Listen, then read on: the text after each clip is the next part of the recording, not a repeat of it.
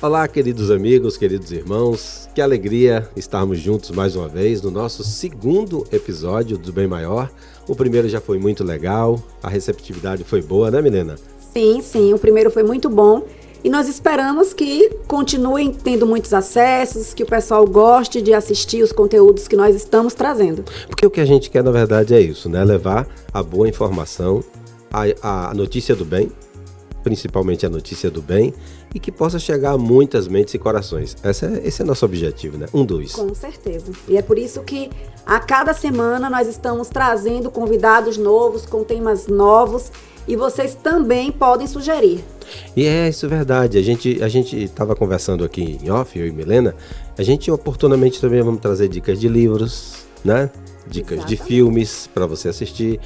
Dicas também, informações sobre simpósios, sobre cursos, sobre seminários, tudo que está acontecendo no movimento espírita aqui de Feira de Santana, né? Mas também de toda a Bahia, né? O que a gente puder informar e que chegue lá vai ser muito bacana. Se depender da gente, informação para vocês não vai faltar.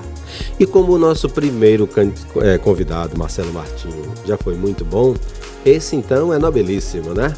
É muito bacana. Então fica aí por um segundo que a gente volta já com o nosso convidado, que eu sei que você vai gostar muito.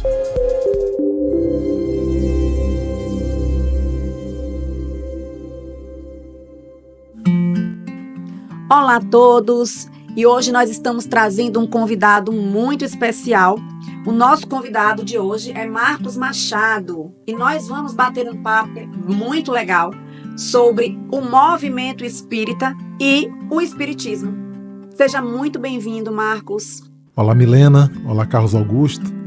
Amigos do Bem Maior, é com muita alegria que estou aqui e também uma responsabilidade muito grande, né? Porque para falar de um tema tão importante para não somente os espíritas, mas para a sociedade, e dentro do possível vamos poder aqui responder o que sabemos, né? Mas estou muito feliz, gratificado pelo convite e desde já parabenizar pela nobre iniciativa a fim de levar o pensamento espírita para diversos cantos aí, não somente aqui da nossa cidade, como quiçá do nosso estado e do nosso planeta. Muito bom, gostei disso. Agora você sabe que você seria o primeiro a vir aqui, né? Mas como a gente sabe que a vida do coordenador não é fácil, né? Porque muita coisa, para fazer, para dar conta, mas tudo bem. Você já está aqui, agora a gente quer saber tudo sobre o movimento espírita, principalmente a diferença, né, Milena? O que é movimento espírita e o que é espiritismo? Tem uma diferença grande aí que a gente precisa entender, né, Marco? Com certeza. A doutrina espírita ela foi codificada por Allan Kardec através de um trabalho de pesquisa inusitado em que ele utilizou de um método que foi revolucionário. Utilizando-se da espiritualidade, ele entrevistou diversos espíritos através de diversos médiuns. E foi então construindo este pensamento através do que chamamos da universalidade do pensamento dos espíritos. Então, ele fez com que esse arcabouço pudesse ser construído, e a doutrina espírita ela veio, né, se manifestar através das 5 obras basilares da codificação, iniciando com o Livro dos Espíritos, depois o Livro dos Médiuns, o Evangelho segundo o Espiritismo, o livro O Céu e o Inferno e, por último, a Gênese. Mas nesse entretermo aí, nós tivemos a publicação da Revista Espírita, em que mês a mês, durante mais de uma década, Allan Kardec construiu, né, digamos assim, ali o grande alicerce da doutrina espírita. Então, o espiritismo ele vem a ser, como o próprio Allan Kardec nos traz, uma ciência que trata da natureza, da origem, do destino dos espíritos, bem como das suas relações com o mundo corporal. E o espiritismo ele é imenso, ele é vasto, sabe, Carlos? E nós, homens, estamos aqui nos organizando, estudando, e isso vai construindo o movimento espírita. O espiritismo está muito acima de nós, movimento. E nós buscamos, dentro do possível das nossas possibilidades evolutivas, estar cada vez mais próximos do que verdadeiramente é o espiritismo. E no que tange ao movimento espírita, Vamos partir do micro para o macro. Começando aqui por Feira de Santana. Como é que se organiza o movimento espírita aqui em Feira de Santana? E você pode falar também da tua atuação no movimento espírita daqui de Feira de Santana. Bem, a estrutura basilar do movimento espírita é o Centro Espírita. Aqui na nossa cidade nós temos em torno de 35 instituições, na nossa região 46, né? Porque além de Feira de Santana, nós também temos as cidades circunvizinhas. Neste momento aqui, eu estou na condição de coordenador do Conselho Regional Espírita 3. A Bahia ela é dividida em 27 regiões no interior e 13 regiões na capital. E que também eu acabo exercendo esse papel de estar coordenando um sistema que nós chamamos Sistema Espírita de Integração Federativa. Esse sistema ele faz a gestão dos 40 conselhos em todo o estado. Bem, então o Centro Espírita, Milena, ele é esta unidade básica do movimento espírita em que espíritas se reúnem com diversos propósitos de estudar, de fazer com que os princípios da doutrina, que são Deus, a imortalidade, a reencarnação, a evolução, a comunicação com os espíritos, a vida em outros mundos, isso se torne de conhecimento para todos nós, né? Para que intelectualmente avancemos no saber destas informações, mas acima de tudo, que isso possa ser traduzido em uma vida, digamos, mais nobre, uma vida mais espiritualizada. Porque não adianta eu conhecer e não praticar, né? Allan Kardec nos traz que o espiritismo vem ser o contraponto do materialismo. Ou seja, precisamos superar o materialismo. E para isso, a doutrina espírita nos estimula para que os espíritos se reúnam em grupos, podem ser grupos menores, grupos maiores, em que diversas atividades são realizadas nestas instituições. Desde palestras de esclarecimento, grupos de estudo, grupos de intercâmbio com o mundo espiritual, que são as reuniões mediúnicas, grupos de assistência e promoção humana, grupos de jovens, grupos de crianças, né, da infância. Temos também hoje grupos de arte de envelhecer, em que a Federação Espírita do Estado da Bahia está estimulando e muito aqui em nosso estado a proposta de que as pessoas possam ter um entendimento sobre envelhecer com qualidade, né? E até porque a nossa expectativa de vida cada vez mais ela aumenta e nós temos um grande número de pessoas, né, na condição de idosos fazendo parte do pensamento espírita. Também estamos já incluindo, né, aspectos como ecologia, a inclusão, né, o esperanto, a arte. Então, estes setores, né, estas atividades, elas acabam transitando dentro da casa espírita. E o importante é que o pensamento espírita, a sua essência, ela esteja presente, pulsando, né, naquela instituição e principalmente nas pessoas. Porque assim poderemos promover nos seus profitentes, como também naqueles que, de certa forma, venham buscar o centro espírita e perceber quais são as suas ideias, as suas propostas para as nossas vidas. E aí, então, estes centros espíritas, essas unidades, elas se organizam conjuntamente e a depender, né, da localidade, como aqui no nosso caso, nós possuímos os conselhos regionais, né? E os conselhos regionais, eles fazem esse apoio institucional aos centros espíritas a fim de que haja esse movimento organizado de integração entre as instituições, mas principalmente a integração entre as pessoas. E aí nós temos que nos lembrar do que o Espírito de Verdade nos traz como sendo a primeira máxima para os espíritas. Espíritas, amai-vos. Isso tem que estar muito claro entre todos nós, né? Já que a proposta do Espiritismo é superar o materialismo, nós precisamos dar esta validação e principalmente para que a sociedade possa compreender de que o homem pode se organizar e mesmo na diversidade de pensamentos, mesmo na pluralidade, né, de vida em que as pessoas têm os seus entendimentos, podermos então construir uma egrégora de uma comunidade baseada em princípios do amor, da solidariedade, do trabalho e, acima de tudo, de ter Jesus como sendo o nosso guia, o nosso modelo.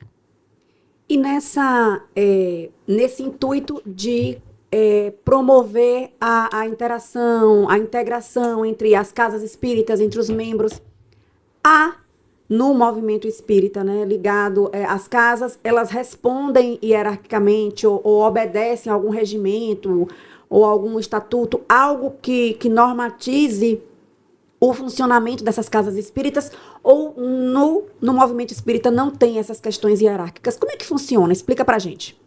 Vou falar da nossa experiência enquanto Federação Espírita do Estado da Bahia, né? E do que a gente observa também, na grande maioria das vezes, no movimento no nosso país.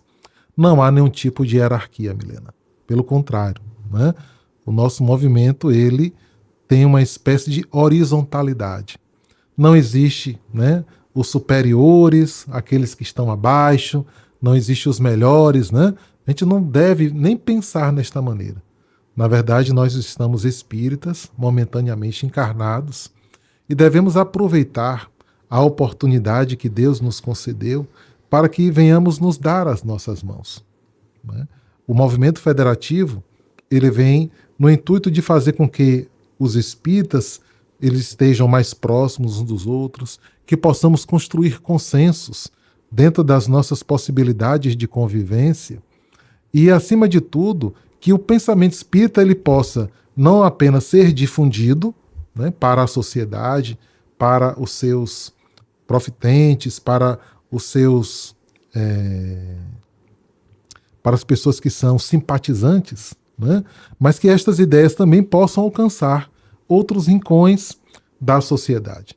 Mas o principal objetivo é fazer com que o ser humano, o indivíduo, ele se transforme.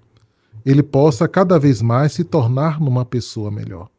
Então, não há e não deve haver nenhum tipo de poder no sentido de que se decrete que os centros os espíritas obedeçam a ou B ou qualquer tipo de instituição. Nós precisamos ter uma compreensão, além da visão materialista, né, porque o mundo materialista e as organizações, e pensando aí principalmente em esferas em que o poder é muito presente, estão ainda, infelizmente, nos dias de hoje, movimentando-se nestes tipos de ações.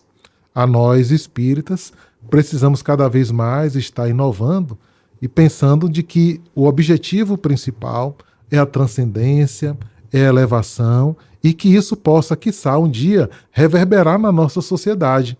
E os espíritos disseram isso muitas vezes a Allan Kardec, que nós deveríamos estar nos organizando para influenciar na transformação social, nas instituições, no campo da política, da educação, da saúde, em diversos cenários da vida humana. É por isso que o espírita, ele precisa ser um exemplo, né? E ser espírita, na verdade, é dar esse exemplo para o mundo de mudança comportamental, né? De mudança de todos os paradigmas que a gente já acompanha aí há muito tempo. É por isso, Marco, que a gente considera o centro espírita como uma escola, e daí a ideia de instruí-vos. De escola, de centro de saúde, de templo, né? Guion Ribeiro tinha esse pensamento da tríplice função social do centro espírita. Mas a questão da educação, Carlos, é de fundamental importância. Nós devemos compreender, e a nós espíritas principalmente, de que o fato de estarmos encarnados e de estarmos espíritas é uma oportunidade ímpar para a nossa autoeducação. O espiritismo, ele tem esse papel de grande relevância para que os espíritas possam se autoeducar e, consequentemente, nessa autoeducação, estarem promovendo a sua evolução, a fim de que o indivíduo possa se perguntar, né? Eu sei de reencarnação, dos seus mecanismos, sim, mas o que você está fazendo com esse conhecimento? Não podemos ficar meramente como sendo depósitos do conhecimento. É preciso que isso transcenda e nas nossas relações conosco, com o próximo e com Deus, isso venha realmente reverberar Então, a proposta espírita é uma proposta de educação do ser. E nós precisamos estar cada vez mais imbuídos de levar a esse ideal. É lógico que também precisamos consolar, precisamos auxiliar, precisamos apoiar nas diversas demandas em que o nosso irmão se apresenta, seja ele encarnado, seja desencarnado, mas que a ideia da educação, ela é primordial. Quando Allan Kardec pergunta aos espíritos se houve algum ser que deveria servir de guia e modelo para a humanidade, os espíritos responderam: Jesus. E Jesus foi realmente o grande mestre, não apenas, né, da educação, mas aqui respondendo a você, foi aquele que veio nos ensinar a uma nova forma de viver, a novas possibilidades evolutivas que até então não estávamos acostumados e ainda, né, temos, digamos, receio, ainda temos, né, os requisitos do materialismo tão impregnados na nossa vida, mas Jesus veio nos apresentar um novo modelo de vida, um modelo de educação, e que esta educação nos leva a algo, nos leva a Deus. E pelo fato dele, na sua estadia aqui na Terra, foi o grande exemplo. E a educação tem isso. Você só leva alguém para onde você chegou, né? A educação é um movimento de dentro para fora. Então nós estamos precisando cada vez mais nos afinar, como dizia Walter Franco, né? Que viver é afinar um instrumento, de dentro para fora e de fora para dentro. E Raul Teixeira dizia outra coisa, né? Que ser espírita é para quem pode, né? Porque essa coisa da autoeducação. Não é para quem quer, é para quem aguenta. Não é para quem quer, é para quem aguenta. Ei, Milena, porque assim, essa coisa de autoeducar-se é uma coisa que a gente ainda não está muito acostumado, né? Porque a vida toda a gente acabou ouvindo daqui, ouvindo dali, sabe? Mas assim, acho que isso está mudando, né? E o movimento espírita faz as atividades, aquelas coisas durante o ano, acho que é para poder chamar atenção para isso, né? Quando o Marcos falou, né, ele teve uma fala que me chamou muita atenção, que a preocupação do espiritismo, o foco em educar o ser, que para mim já é um grande desafio para o espiritismo. Mas se a gente for pensar dentro dessa perspectiva, qual um dos maiores desafios que você vê hoje nas suas andanças, na sua caminhada, não só no movimento espírita de feira, mas no Brasil todo, que você tem contato com movimentos, né, de todo o Brasil, qual é o maior desafio hoje que o movimento espírita enfrenta, Marcos? Eu acredito, Milena, que não apenas no movimento espírita, mas na vida de uma forma geral, é o próprio homem. É o homem compreender do seu papel social e do papel do outro. Nós podemos observar que desde as primeiras civilizações da humanidade, grandes missionários vieram à Terra. E muitas destas questões que o Espiritismo nos traz já foram trabalhadas e ensinadas à humanidade. Na China, na Índia, na Grécia, na Pérsia, né? Essas civilizações que vieram contribuir muito em diversos segmentos da sociedade, e estes aspectos da imortalidade, da reencarnação, da comunicação com o mundo espiritual, de um Deus único, de um Deus de amor, isso tudo já foi sendo trabalhado. E por que a gente resiste tanto, Marco? Pois é, o homem. Então, Carlos, mas vai chegar um momento em que nós, ou melhor, já está chegando um momento em que nós estamos observando melhorias. O grande problema também é que o nosso desejo, né, de fazer com que isso tudo se transforme, né, que nós nos transformemos, é também um problema, né? Porque o fato de quando você começa a conhecer quem você é, para onde você vai, ou para onde você pode ir, isso de certa forma cria em nós uma espécie de ansiedade, né? Um sentimento hoje, inclusive, muito frequente na nossa sociedade. E nessa sociedade, muitas vezes a gente pode estar acabando se atropelando, né? Porque ninguém dá salto evolutivo de tamanho imenso numa encarnação. É lógico que nós devemos estar sempre buscando o nosso progresso, a luta diária e contínua para você superar a você mesmo, né? E também não exigir do outro que o outro seja perfeito. Nós, individualmente, é que precisamos fazer a nossa parte. E, quiçá, o nosso exemplo, ele vem arrebatar os outros. E esse movimento, ele deve começar de uma forma pequena. Comece com você. Comece na sua casa. Chico tem uma frase, acho que é Chico que diz, né? Não exija do outro qualidades que nem você ainda possui. Acho que se eu não me engano, é de Chico essa. Eu vi uma vez também uma coisa bacana que dizia assim, Deus não vai mudar o mundo com a varinha mágica, vai ser de coração em coração. Não é isso? Sim, é. E lembrar que Deus é Deus. Deus já está perfeito, né? Deus é a inteligência suprema. As leis divinas são imutáveis. São de amor, mas são imutáveis. Pois né? é. Nós equivocadamente, quando achamos que descobrimos alguma coisa, olha, eu descobri, já estava. Você conheceu, você fez tornar aquela Despertou. coisa. Você fez tornar aquela coisa conhecida. Né? Não foi Allan Kardec quem descobriu os espíritos já existiam. Ele estudou e fez então compreender como se dava as relações dos espíritos com os homens. Então, voltando e finalizando a pergunta de Milena, né, há necessidade de nós, homens, compreendermos que fazemos parte de uma grande família, que fazemos parte de um grande grupo, de uma grande coletividade. Momentaneamente eu estou encarnado em Feira de Santana.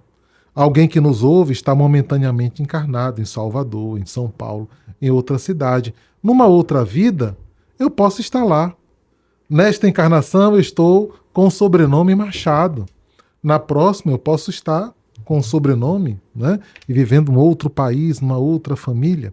E com o passar do tempo é que vai ampliar a nossa consciência de compreender de que todos nós somos filhos de Deus. E que a nossa genética é divina.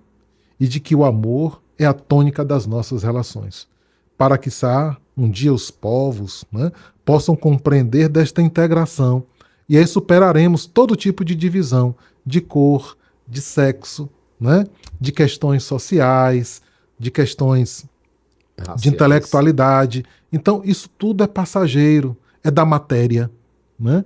Então, nós precisamos, enquanto espíritas, superar tudo isso. E demonstrar à sociedade que isso tudo é passageiro. Nesta encarnação eu estou homem, estou alto, né? Um pouquinho acima do peso. Na outra encarnação eu posso vir cabeludo, posso vir uma mulher, posso vir rico, posso vir pobre. Né? Então, há necessidade desta compreensão de que estamos vivendo em determinados espaços de coletividade, com demandas reencarnatórias que foram programadas e planejadas devido à minha necessidade evolutiva, e com o passar do tempo nós vamos superando tudo isso, lembrando da grande máxima do Cristo, né? Eu venci o mundo. E esse é o nosso grande desafio. Não vencer no mundo, mas vencer no mundo no sentido de você superar tudo aquilo que o materialismo lhe impõe. E o objetivo do Espiritismo é justamente esse.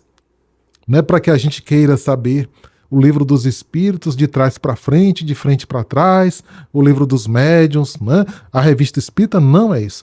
É lógico que precisamos estar estudando para nos esclarecer e nos transformar. E não apenas para que fiquemos, né, como falei inicialmente, uma espécie de depósitos do conhecimento e isso não se torne traduzido em vivência, em amorosidade. Mas como Jesus, Paulo, né? Sem amor.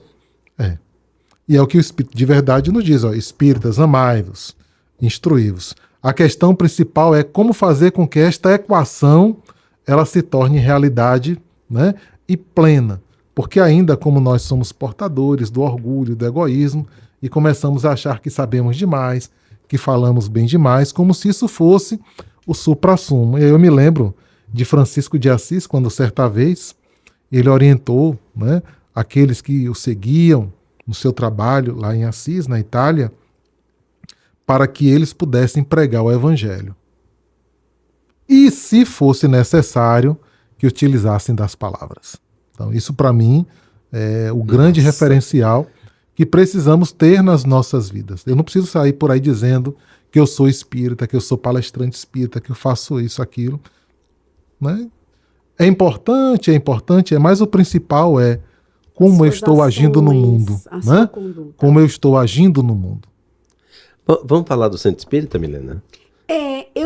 vamos falar do Centro Espírita. E eu acho que todos nós aqui já ouvimos, em algum momento de nossas vidas, alguém, né, que ou esteve no movimento não, na casa espírita, e de repente virou e falou assim, eu me decepcionei com o espiritismo. E aí eu te faço uma pergunta, né? Será que se decepcionou com o espiritismo ou confundiu? Olha, o nosso estágio humano, ele ainda nos deixa nessas condições, né, de decepção, de não compreensão, né? A doutrina espírita ela é gigante, ela é imensa. O nosso problema é que o imediatismo, achar que o espiritismo vai resolver os meus problemas. Achar que o centro espírita vai resolver os meus problemas. Eu vou no centro espírita porque o espiritismo precisa de mim. O centro espírita precisa de mim. Não é isso, né? Na verdade, nós precisamos de nos encontrar com Deus. O espiritismo vem ser um mecanismo, né? Uma ferramenta de espiritualização do ser, cabendo a ele, nesse seu processo educativo, ir se transformando e convivendo com os diferentes. Quando Jesus nos apresenta, por exemplo, as bem-aventuranças, uma delas é bem-aventurados os misericordiosos. Como é que eu vou validar a misericórdia se eu não quero testar? Eu tenho que testar. E como é que eu vou testar? Perdoando, sendo indulgente, sendo compreensivo, né? Então, Carlos Augusto, na Casa Espírita, toma uma atitude, uma decisão que eu não gostei, por mais até que tenha sido equivocada. A pergunta é, o que eu faço com isso? Eu me afasto dele? Eu me torno inimigo dele? Bem, eu me decepciono com a doutrina. Eu me decepciono com a doutrina, né? Na verdade, é um testemunho, quando agimos nesse tipo de movimento, ainda da nossa imperfeição, né? Porque o problema não foi o centro espírita. Isso poderia acontecer em qualquer outro espaço. No lar, no trabalho, na sociedade. É o nosso estágio humano ainda em que criamos esses movimentos de exclusão, né? Fulano não presta, Beltrano não presta, o centro espírita não presta, não sei o que não presta, né? Deus não presta. E vamos assim num sentimento egóico que é muito perigoso, né? Porque os espíritos deixam muito claro, o orgulho e o egoísmo são as grandes chagas da humanidade. Lembremos que se Jesus foi o guia e modelo, ele foi abandonado por aqueles que estavam ali trabalhando, convivendo com ele, foi traído, né? Aconteceu o que a gente puder imaginar de pior. E no momento final da sua existência física, ele ainda pede ao Pai que nos perdoe. Imagine Jesus nos dias de hoje, né? Quantos de nós, qualquer coisa, você vai para a rede social, vai para a internet, né? Vai dar queixa na polícia, faz isso, faz aquilo outro, que na verdade você extravasando um sentimento egóico imenso, quando, em determinadas situações, é lógico, né? E em outros momentos, há necessidade de que realmente a justiça, né? E outros elementos da sociedade para que a ordem ela possa ser feita. Mas o principal é nós compreendermos que nas nossas relações humanas estamos dando testemunho do que somos. E é preciso fazer um trabalho de autoconhecimento, que é uma das propostas que o Espiritismo nos traz, de você se autoconhecer para compreender, porque o outro não sou eu que vou transformar o outro. Eu vou me transformar convivendo com o outro. Se ele quiser se transformar ou não, é uma decisão dele. Agora, o que eu não posso é ficar fazendo escolhas, senão eu vou criar uma espécie de bolha, né? Como alguns buscam através da inteligência artificial. Aí eu vou criar uma bolha dos eleitos e eu sou um dos eleitos. Mas a pergunta é, evolutivamente, isso é interessante para você, né? Conviver com facilidades, com pessoas que vão lhe tratar bem, né? Isso, os digamos... Os escribas e fariseus já fazem. Já fazem. E uma vida sem desafios, Carlos, não tem valor. Não tem valor. E é um equívoco do homem querer achar, e muitos de nós, às vezes, queremos isso. Olha, Eu vou no centro espírita porque eu estou com a dor. A dor passou, pronto. Não preciso mais Não precisa do centro. mais. Uhum. A pergunta é por que estava doendo? Né? A gente precisa fazer esse mergulho interior e mais ainda, nós somos potências divinas. E precisamos explorar a potência que há em nós. É pensar muito pequeno, né? Uma vida tranquila, de paz no sentido, ó, ninguém me incomoda, a minha família é perfeita. Bem, e aqueles que são imperfeitos? O que faremos com eles? Jogaremos no ostracismo? Será que não é ainda aquela ideia equivocada do passado de céu e inferno, de que quem não presta vai para o inferno, quem presta vai para o céu? Não. Se nós somos filhos de Deus, somos imortais, somos seres perfectíveis, a perfeição pertence a todos nós. E quem sabe mais deve apoiar quem sabe menos. Quem está numa condição melhor tem que ajudar quem momentaneamente está na condição inferior. Então, o nosso papel social ele é imenso. E quiçá um dia nós possamos ter esta compreensão e que sabe com isso, né, o nosso mundo realmente ele possa estar elevando-se, saindo das condições que ainda nos encontramos de um mundo de provas e expiações para mundos mais sublimes. Que bom, ainda bem que tem Ele essa falou oportunidade. agora, né? Foi para a casa espírita para curar uma dor. Eu queria que você falasse um pouquinho, né? Como é que funciona uma casa espírita? Era isso que a gente ia falar, olha, porque existe a doutrinária, né? Porque muita gente que está assistindo, que vai assistir esse podcast, talvez ainda não saiba o que é uma sessão doutrinária, o que é uma sessão mediúnica, né? O que é evangelização, o que é o trabalho social do centro, né? E assim, a pessoa vai, eu vou para o centro, vou fazer um tratamento, né, Milena? Isso, basicamente, porque a gente sabe que pode ter uma diferença de serviço, digamos assim, né? De uma casa espírita para outra, mas assim, basicamente, né? O que uma casa espírita faz? Como é que ela se estrutura? Bem, a casa espírita, poxa, essa pergunta é maravilhosa. A casa espírita, ela se estrutura através do pensamento espírita, né?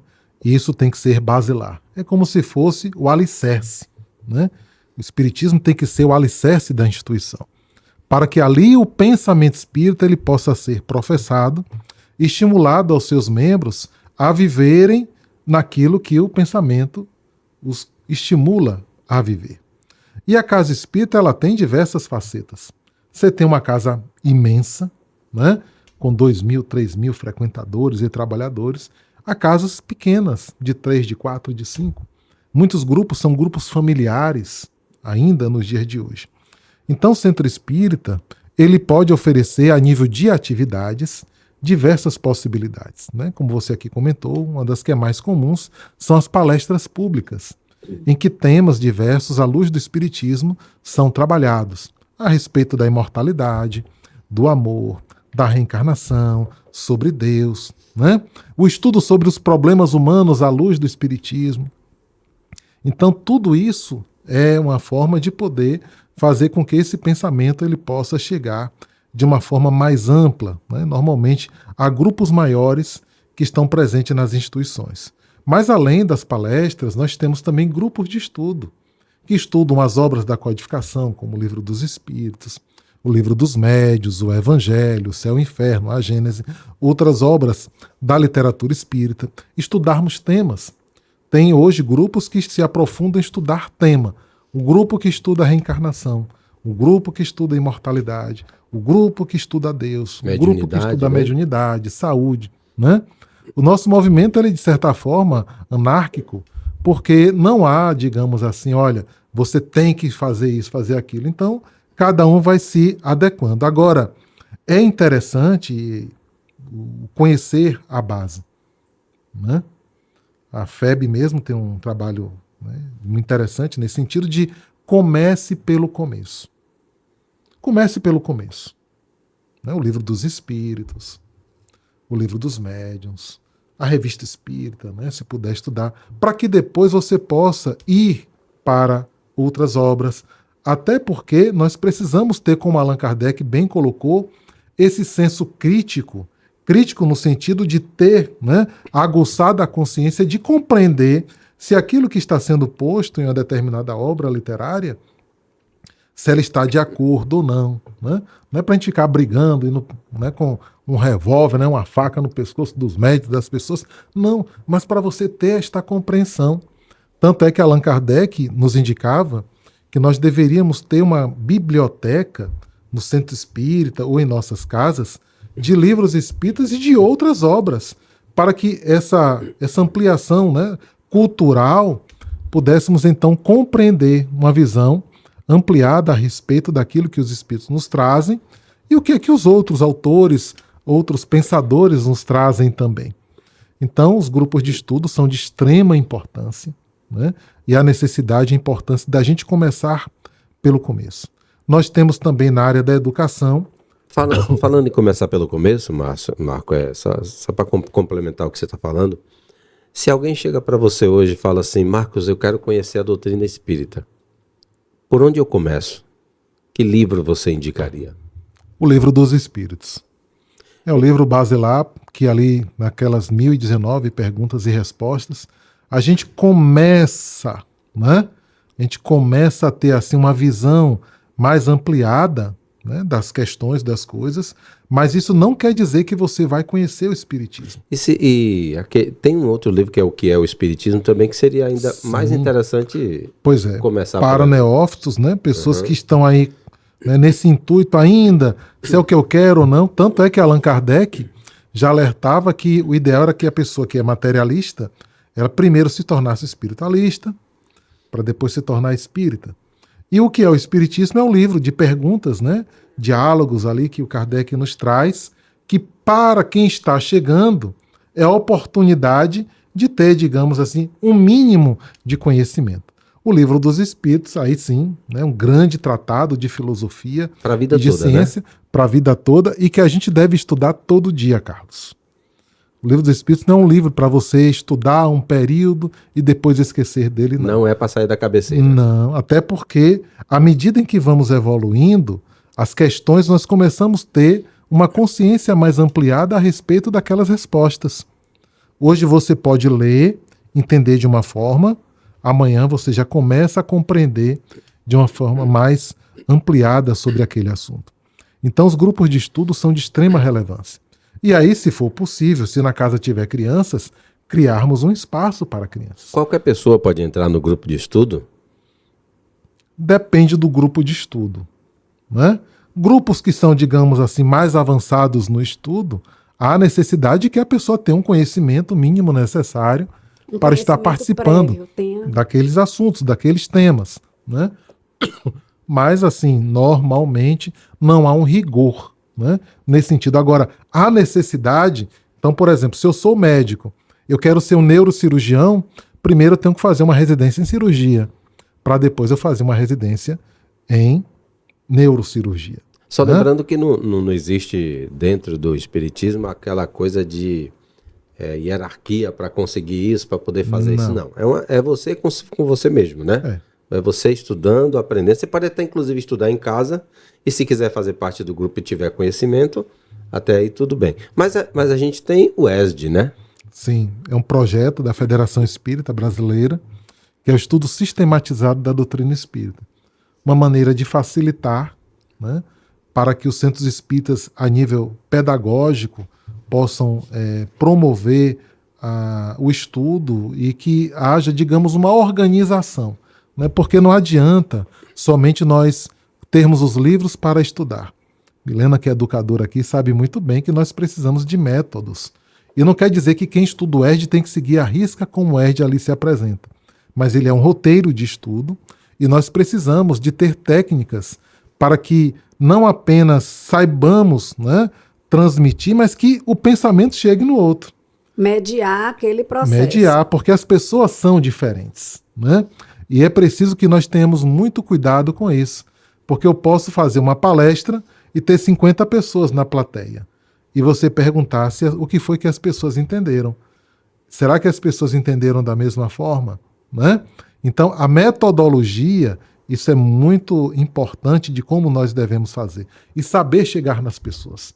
Qual o perfil do público? Né? Então, o estudo, ele precisa ter isso para quem está conduzindo. Não somente nas palestras, mas nos grupos de estudo, no trabalho com a infância. no trabalho com jovens, no trabalho da promoção social espírita, principalmente quando muitas vezes lidamos, né, e infelizmente ainda nós temos analfabetos, pessoas que não têm, né, o mínimo de conhecimento intelectual para você poder chegar até ele. Então, é necessário saber chegar nas pessoas. Como Jesus muito bem fez, utilizando-se de parábolas, para que aquele povo daquela época pudesse ter uma noção do que ele estava dizendo. E ele não estava dizendo tudo, mas minimamente ele soube chegar nas pessoas. E com o passar do tempo, à medida em que nós vamos evoluindo, nós vamos crescendo, começamos então a ter capacidade de suportar, né, digamos, novos conhecimentos, novos avanços.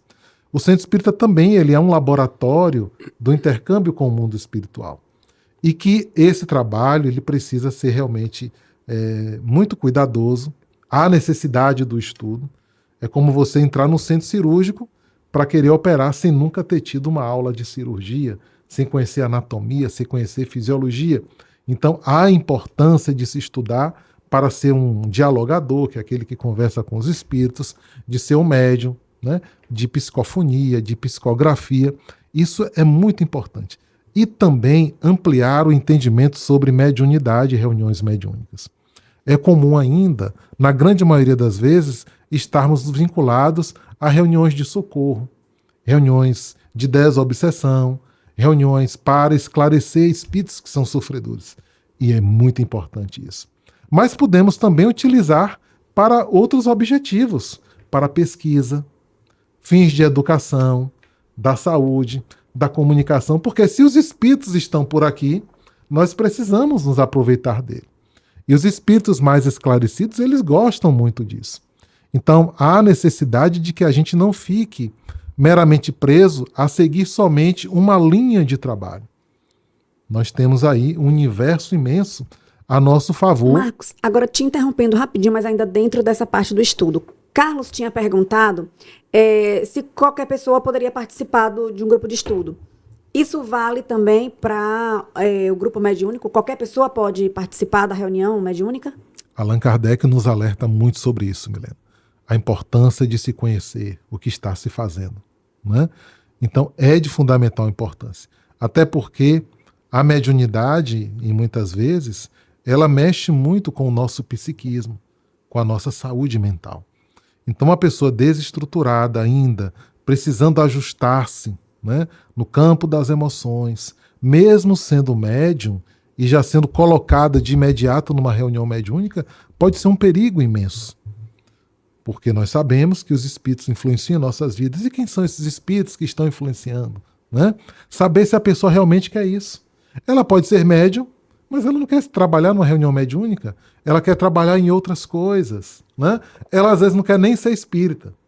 E é um equívoco. Olha, é médium, vai e joga na reunião. Não é bem assim. Precisa saber se a pessoa quer. O grupo mediúnico há necessidade de um afinamento entre os seus membros, uma espécie de intimidade entre as pessoas, porque ali na reunião você fica meio que desnudo, né? Então, é preciso que haja uma coesão, que haja uma confiança entre os seus membros. E você colocar uma pessoa que você nunca viu na vida numa reunião, né? Isso pode, tanto para esse neófito como para outro grupo, causar uma espécie de constrangimento. Agora, Marcos, seja qual for o fundamento, como Milena falou aí, da reunião mediúnica, a pessoa que vai participar, como você falou, ela pode, né, porque mexe com as emoções e tudo mais, mas ainda assim a reunião mediúnica, ela é muito segura, ela é bem preparada, não é isso? Deve ser, Deve ser. Por isso a necessidade de estudar, por isso a necessidade daqueles que estão coordenando a atividade terem uma segurança para passar para os demais membros, né, que o trabalho ele é seguro. Porque por mais que os espíritos eles estejam coordenando a atividade, se os encarnados não tiverem conhecimento, não tiverem destreza, podem acontecer catástrofes, né? E já vimos situações de por aí acontecer isso. E isso, de certa forma, digamos que defama a doutrina espírita. Porque o mediunismo é uma coisa, né? O uso equilibrado da mediunidade, da doutrina espírita, é outra. E ainda há, infelizmente, né, ainda em nosso modo de sociedade, a questão da intolerância, do desrespeito, né?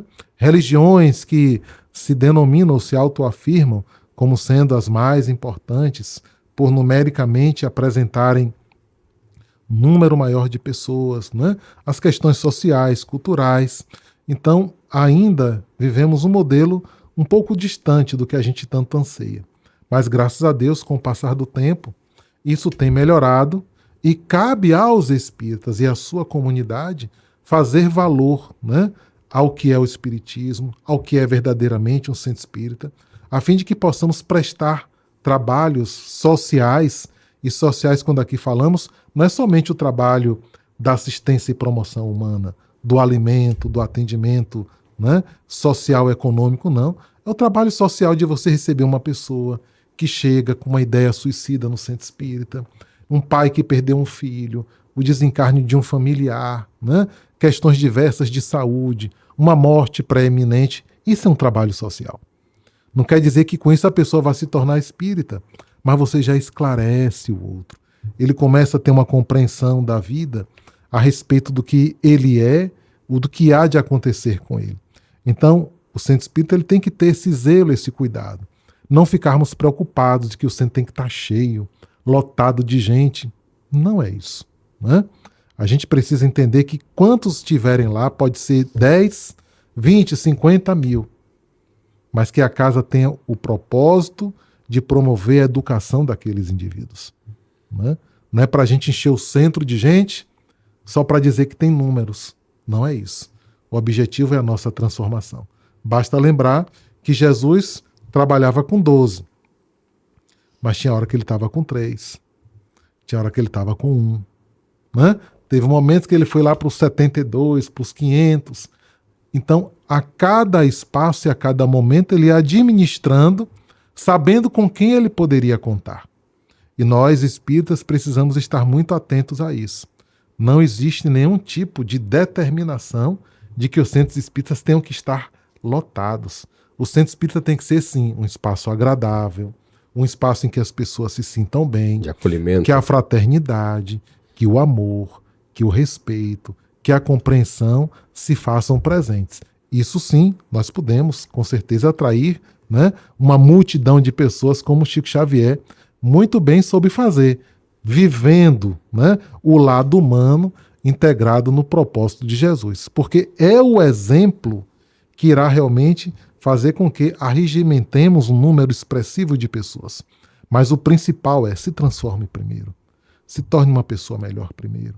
Marcos, você falou pra gente que tem centros que vão ter poucas pessoas, um centro familiar, tem centros que tem um número maior de pessoas. Mas explica pra gente, quem é que mantém essas casas espíritas? Os trabalhadores que estão lá, eles são remunerados? Essas casas espíritas têm um dono, tem alguém que manda? Na casa espírita, você disse que no espiritismo não tem hierarquia. Mas na casa espírita tem essa questão de hierarquia? Tem assim, eu sou o dono de tal centro espírita. Tem dízimo? Tem dízimo? Tem dízimo? Tem dízimo? Não, né? Excelente pergunta.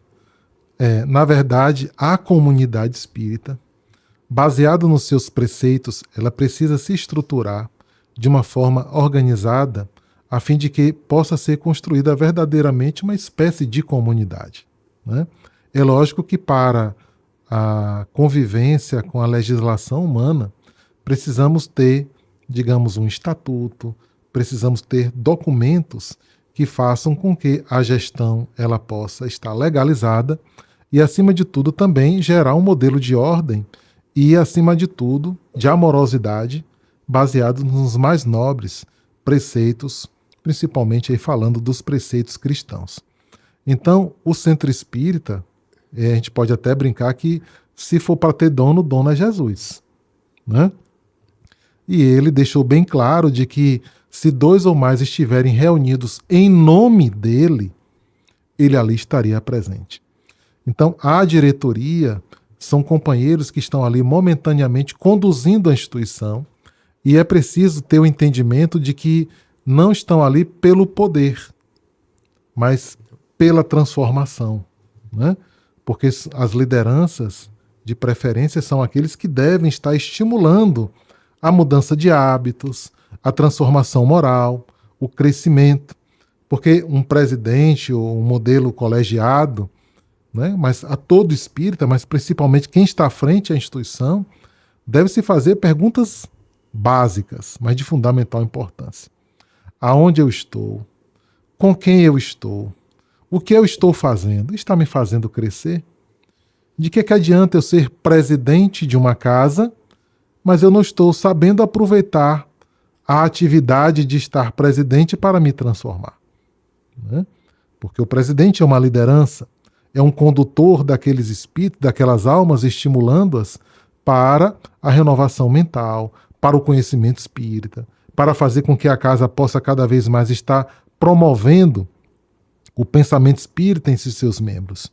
Então, não é como nós vemos muitas vezes no mundo, em que alguém que está numa condição de poder, né, seja no campo da política, né, da educação, no lar, na religião, toma aquilo como sendo a pessoa mais importante. E, na verdade, não é. É vitalício, Marcos, ou tem uma periodicidade, que nem as eleições políticas, no caso? Tem um período, tipo, não pode se reeleger ou... Olha, vai depender do estatuto, né? Hoje em dia, a questão de ser vitalício já não é mais, digamos, legalmente recomendado e orientado. E também não é bom, porque isso pode gerar a ideia de que aquela pessoa vai ser sempre e será sempre o líder da instituição. O que a gente não pode esquecer é que existem pessoas que realmente exercem um grande papel de liderança, mas eles não trocam os papéis, ou seja, ele não deixa fazer com que o cargo tome conta dele. Ele é por ser, entendeu? Perdão, ele é por ser. Então, é aquele indivíduo que transmite a segurança, a amizade, o respeito, o carinho, a solidariedade. É um líder natural. Né? É um líder natural. Uhum. É aquilo que nós chamamos de líder servidor. E mesmo até que ele não esteja ocupando um cargo, uma função, as pessoas vão ter nele, moralmente, como sendo um referencial. Né? Nós ainda, nesse trânsito humano, nos prendemos muito a isso. Né? A questão de poder, de castas, né? De que é mais importante, porque tem mais dinheiro, porque isso e aquilo outro. Isso é humano, isso é transitório. Nós precisamos estar nos vinculando àquilo que é permanente, aquilo que é do espírito, aquilo que é da alma. Então, se alguma casa ou alguém ainda se equivoca desta maneira, é necessário que busque ter uma compreensão e entender que isto tudo é passageiro. E que estamos ali no centro espírita de passagem. E é preciso, então, com isso, fazer com que novas possibilidades evolutivas de convivência, de gestão. Na Federação Espírita do Estado da Bahia, recentemente, uma ideia do nosso irmão André Luiz Peixinho, nós mudamos o estatuto e não temos mais uma diretoria presidencialista. Nós criamos um modelo chamado Círculo Evolucionário de Gestão. É um nome estranho, né? Mas é um círculo evolucionário em que aqueles que estão ali momentaneamente ocupando os sistemas, né, não são mais diretorias, eles possam estar utilizando-se das funções, mas acima de tudo, do seu autoconhecimento, do seu crescimento. E que ele possa, com isso, se possível, reverberar, né, contagiar, mas acima de tudo, trabalhar-se, né? Porque o centro espírita tem que ter esta visão para as pessoas. Quando Jesus dialoga com Pedro, Pedro, tu me amas, né? E vai e pergunta 3 vezes ali para Pedro, e no final da conversa, Pedro dizendo, né, que o amava, já que tu me amas, vai e apacenta as minhas ovelhas. Então, a liderança de uma casa espírita, a diretoria, o presidente, tem que ter esse entendimento de que na sua função ele deve promover o crescimento dos indivíduos.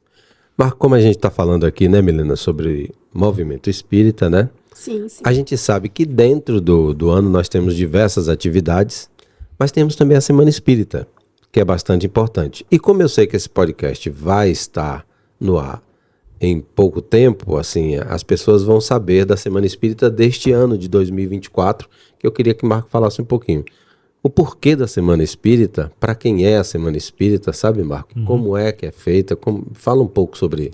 A Semana Espírita foi um evento que no Brasil foi criado por Leopoldo Machado, um grande baluarte do espiritismo em nosso país, estimulando que as cidades pudessem promover uma semana de divulgação do espiritismo. E em Feira de Santana, nós estamos este ano na 46ª edição, né? E desde 1977, né? Nós estamos nessa pegada, agradecendo imensamente ao nosso irmão Landualdo Macedo, foi quem iniciou esse projeto, e outros companheiros, né, vieram e continuam conosco ativamente neste propósito. E a ideia é de que nós possamos fazer uma atividade fora do centro espírita, para que não somente os espíritas, ou aqueles que estão ali simpatizando, mas que vão no centro espírita, mas que dê oportunidade para que outras pessoas da cidade e de outros lugares possam ter essa visão ampliada e ter noções do espiritismo a respeito de diversos temas, né? É um momento festivo também? Sim, claro, é um momento de congraçamento espiritual, né? Uma festa, digamos, espiritual, não uma festa mundana. Sim. Então, é uma festa de confraternização, de integração. A arte está sempre presente nestes momentos e a nossa cidade, graças a Deus, nós temos tido uma boa receptividade da comunidade feirense, em que pessoas que, além de espíritas, existem pessoas que só vão, né, ter contato com o espiritismo quando tem a Semana Espírita, porque gostam, porque vão ver algo diferente, temas diversos. Este ano, o nosso tema central será o ser e a transição planetária, e acontecerá de 14 a 22 de setembro no ginásio de esportes do Colégio Castro Alves. Então, desde já, nós convidamos aqueles que estão aqui nos assistindo para se programarem, planejarem, convidem pessoas, convidem amigos, não é para que o outro seja espírita não, mas que ele possa começar a ter o entendimento sobre temas interessantes e atuais, que é o que nós teremos este ano, a presença de grandes oradores espíritas, a presença de Divaldo Franco, a presença de Jorge Alahá, a presença de Júlio Pérez, de Vitor Hugo, né? Adeilson Salles, Ana Teresa Camasmi e tantos outros que estarão conosco, mas principalmente contamos com a sua presença, com a sua participação, para que você se permita esse encontro com Deus, esse encontro com Cristo, com a oportunidade que muitas vezes pode ser a mudança de paradigma nas nossas vidas, ser um momento de transformação. E nós temos visto isso muito em muitas pessoas que, ou na Semana Espírita, ou no Centro Espírita, ou em outros instantes e estágios de suas vidas, como nós tivemos no caso, né, nos casos daqueles ícones do cristianismo primitivo, né? Maria de Magdala, Paulo, Zaqueu, Pedro e tantos outros homens e mulheres que hoje são expoentes da espiritualidade e que convidam a todos nós a continuarmos caminhando juntamente com eles em busca de Deus. Muito bom. Milena. Chegamos ao fim, infelizmente, né? O papo é verdade. bom, mas o nosso tempo acabou.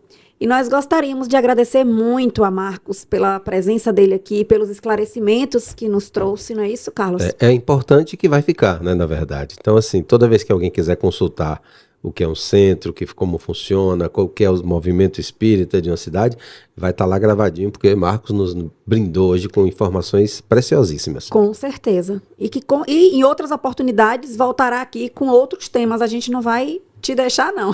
Eu queria, inclusive, pedir a Marco para ele mandar um recado para a comunidade espírita de nossa cidade, de Feira de Santana, porque nós estamos falando daqui, para a gente encerrar bem esse nosso podcast pelo nosso bem maior de hoje. Em primeiro lugar, agradecer novamente a oportunidade de estar aqui. Eu sei que ainda tenho muitas limitações, né, no campo do conhecimento, mas, né, dentro do possível foi o que pudemos contribuir. E esse tema é muito interessante, inclusive se a gente puder depois voltar novamente, né, Olha a minha pretensão, mas se a gente puder voltar novamente a explorar esta temática, tantas outras questões, né? A gente precisa estar trabalhando melhor até para este maior esclarecimento de todos nós. E o convite e a reflexão que deixamos aqui neste instante é que possamos pensar, né? Nós somos espíritos, nós estamos espíritas nesta encarnação, ocupando funções de relevância, seja no centro espírita, seja na instituição em que militamos, e precisamos nos perguntar: por quê? Né? Por que eu estou presidente? Por que eu estou um trabalhador espírita? E o que isso me levará? Me levará para onde? Né?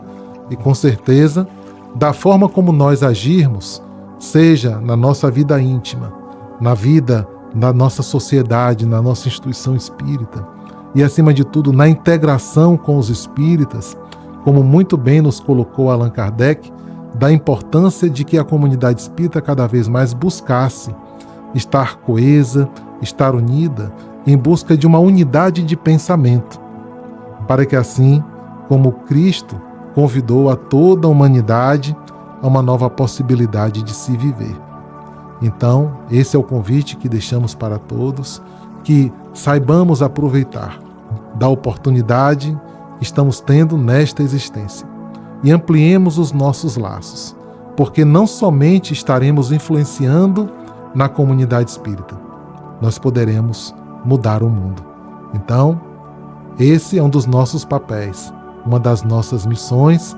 Eu não tenho dúvida de que tanto a espiritualidade, mas principalmente Jesus, estará cada vez mais nos apoiando e investindo em nós, se começarmos a tomar decisões que venham ser revolucionárias no campo da espiritualização da humanidade. Desde já, gratidão, fiquem com Deus e que possamos cada vez mais estarmos nos debruçando na doutrina espírita, aproveitando dela para a nossa transformação e para o nosso progresso. Muito bem, esse é o nosso Bem Maior, que vai ficando por aqui depois de uma belíssima apresentação de Marco, né, Milena? E agradecendo a você. Olha, siga a gente lá no Instagram, é o Bem Maior também, como a gente tem aqui, vai estar a descrição aí. Nós vamos colocar também aqui a programação da Semana Espírita aqui na nossa descrição, para que você possa ir acompanhando. E também Milena vai oportunamente, né, Milena, trazer algumas informações sobre livros. Dicas de livros, de filmes, então vamos ter indicações literárias muito boas para vocês. Então, fiquem com Deus, muita luz, muita paz para vocês e até o nosso próximo episódio. Tchau.